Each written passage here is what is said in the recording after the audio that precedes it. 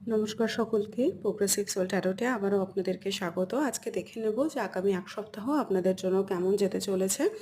কারোর জন্য হয়তো কম বেশি দিন হবে, কিন্তু এনার্জিস কী আছে সেটা এই মুহূর্তে চেক ইন করবো।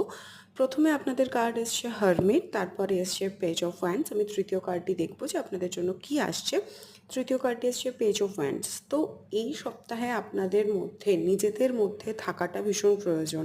নিজেদের সাথে বসা, নিজেদের ভেতরে কি চলছে সেটাকে বোঝা, নিজেদের আত্ম উপলব্ধিকে একটা ভালো জায়গায় নিয়ে যাওয়া। সপ্তাহের মাঝামাঝি সময় কিন্তু কিছু স্ট্রাগলিং পিরিয়ড আপনাদেরকে ক্রস করতে হবে। নিজেদের বিলিফ সিস্টেমের সাথে কোথাও না কোথাও লড়াই করতে হবে, নিজেদের জন্য স্ট্যান্ড নিতে হবে আপনাদেরকে। এই সময় কিন্তু নতুন কোনো কাজের অফার, নতুন কোনো আইডিয়া আপনাদের আসতে পারে।